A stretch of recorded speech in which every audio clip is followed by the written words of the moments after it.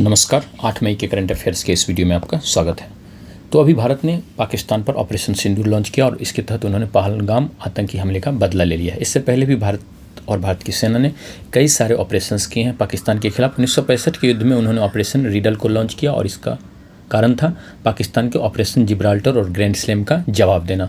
और इसके तहत लाहौर और कसूर पर भारतीय सेना ने नियंत्रण करने का प्रयास किया और नियंत्रण भी कर लिया था। ऑपरेशन रीडल के बाद आता है ऑपरेशन अब्लेज। यह भी 1965 में किया गया था और भारत की पश्चिमी सीमा पर भारतीय सेना ने इसे लॉन्च किया था। फिर आया था ऑपरेशन कैक्टस लिली। यह बांग्लादेश मुक्ति संग्राम के दौरान लॉन्च किया गया था और इसका उद्देश्य था ढाका तक पहुंचना। फिर आया ऑपरेशन त्रिशूल या ऑपरेशन ट्रिडेंट 1971 में। इसके तहत कराची बंदरगाह पर एंटी-शिप मिसाइलों से हमला करके पाकिस्तानी जहाज़ को काफ़ी नुकसान पहुंचाया गया था। फिर आया ऑपरेशन पाइथन 1971, ऑपरेशन अजगर। इसके द्वारा भी नौसैनिक हमले किए गए पाकिस्तान पर और उसे कमज़ोर कर दिया गया। फिर ऑपरेशन मेघदूत 1984 में आया और इसमें भारतीय सेना ने सियाचिन पर नियंत्रण करने में सफलता पाई। पाकिस्तान इस पर नियंत्रण करने जा रहा था, उससे पहले ही भारतीय सेना ने प्रीएम्प्टिवली काम करते हुए इस पर कब्जा कर लिया। फिर आया ऑपरेशन विजय कारगिल युद्ध के दौरान 1999 में और इसका उद्देश्य था टाइगर हिल आदि कब्जा किए गए क्षेत्रों को वापस लेना। फिर ऑपरेशन सफ़ेद सागर 1999 में ही लॉन्च किया गया था। यहाँ पर हवाई हमले किए गए थे भारतीय सेना के द्वारा। इसके बाद सर्जिकल स्ट्राइक है जिसका कोई भी नाम नहीं दिया गया था 2016 में। ये उरी हमलों के जवाब में किया गया था। ऑपरेशन बंदर 2019 में किया गया था। पुलवामा में सीआरपीएफ काफिले पर हमले के जवाब में। बालाकोट में यहाँ पर सर्जिकल स्ट्राइक ही की गई थी एक प्रकार की। तो अगले करंट को देख लेते हैं।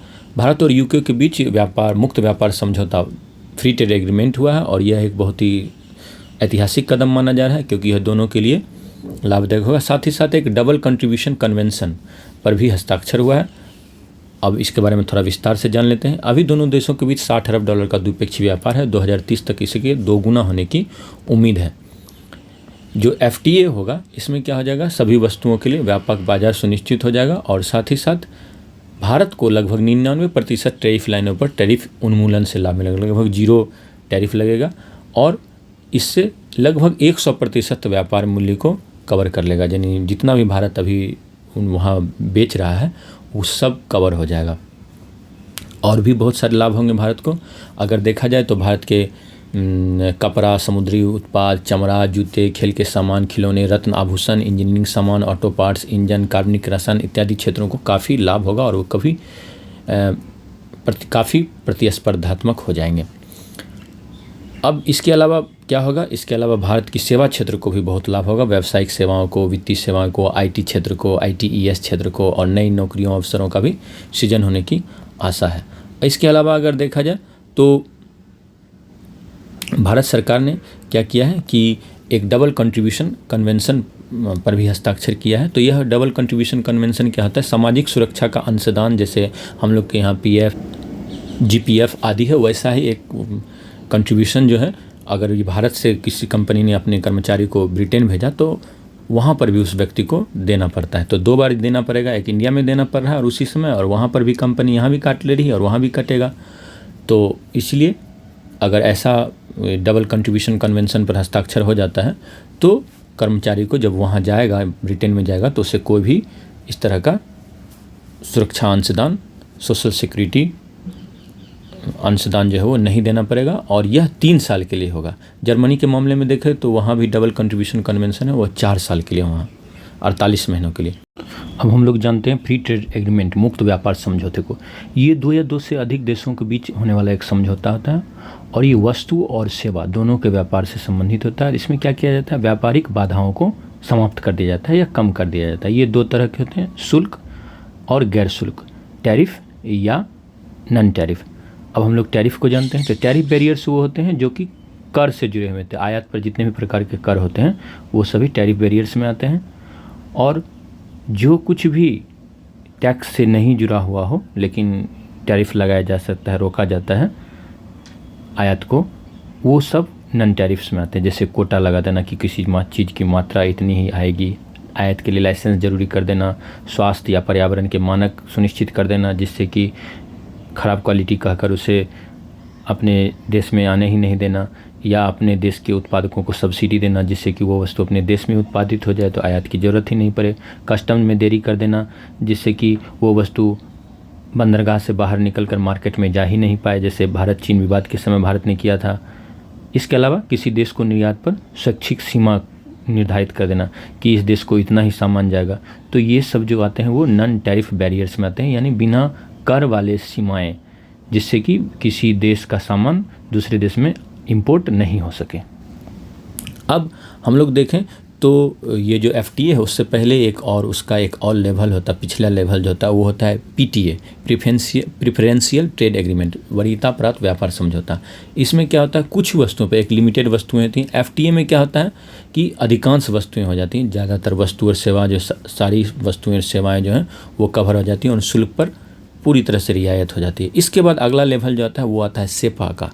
सेपा होता है कॉम्प्रिहेंसिव इकोनॉमिक पार्टनरशिप एग्रीमेंट। यहाँ पे पार्टनरशिप होता है।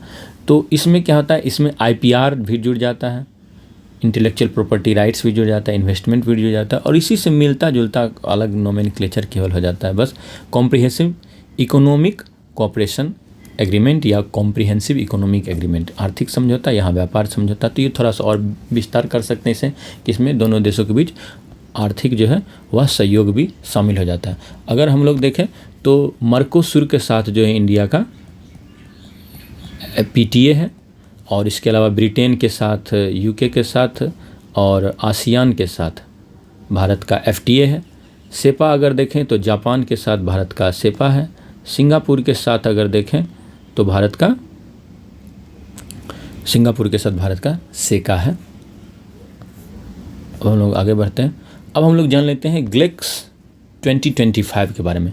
यह एक कॉन्फ्रेंस है, ग्लोबल स्पेस एक्सप्लोरेशन कॉन्फ्रेंस, वैश्विक अंतरिक्ष अन्वेषण सम्मेलन GLEX 2025। यह नई दिल्ली में आयोजित किया जा रहा है और इसके आयोजनकर्ता कौन कौन हैं, तो इंटरनेशनल एस्ट्रोनॉटिकल फेडरेशन, अंतर्राष्ट्रीय अंतरिक्ष यात्री महासंघ, एस्ट्रोनॉटिकल फेडरेशन और इसरो मिलकर कर रहा है इसे, और साथ ही साथ एस्ट्रोनॉटिकल सोसाइटी ऑफ इंडिया। तो नई दिल्ली में ही आयोजित हो रहा है, ये याद रखेंगे GLEX। और इसका थीम है नए विश्वों तक पहुंचना, एक अंतरिक्ष अन्वेषण पुनर्जागरण, reaching new worlds a space exploration renaissance. अभी इसरो के जो चीफ हैं वो हैं डॉक्टर V नारायणन, और विज्ञान और प्रौद्योगिकी मंत्री जो हैं वो हैं डॉक्टर जितेंद्र सिंह। अब हम लोग जान लेते हैं इसी से मिलता जुलता एक और है, स्पेस से ही मिलता जुलता, एक्सियोम मिशन 4।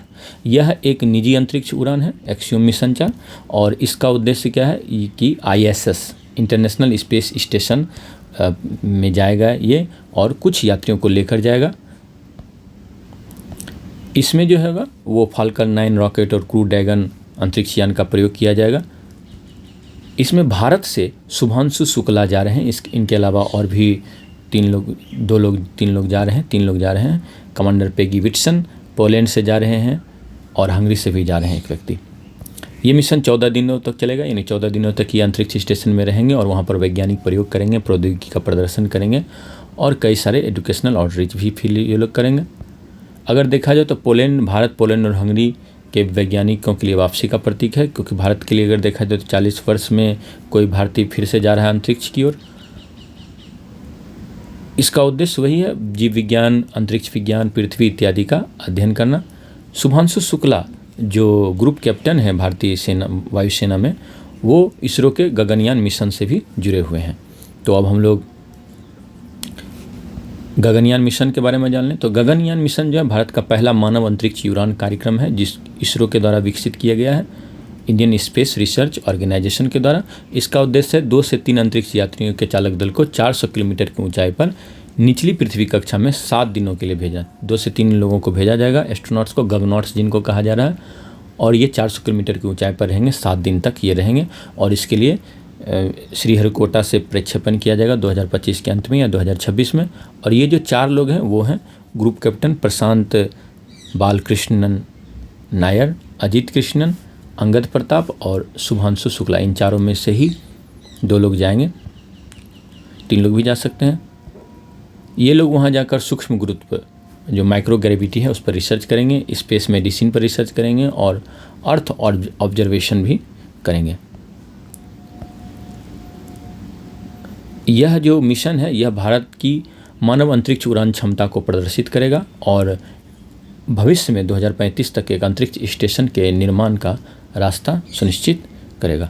उम्मीद करता हूँ कि ये वीडियो आपको बहुत ही पसंद आया होगा। अगर आपके नॉलेज में थोड़ी भी वृद्धि हुई है तो ज़रूर इसे लाइक करें और शेयर करें अपने दोस्तों के बीच और कमेंट करें वीडियो पर। साथ ही साथ अगर आप नए हैं तो चैनल को सब्सक्राइब कर लें और अपना ख्याल रखें। Thank you.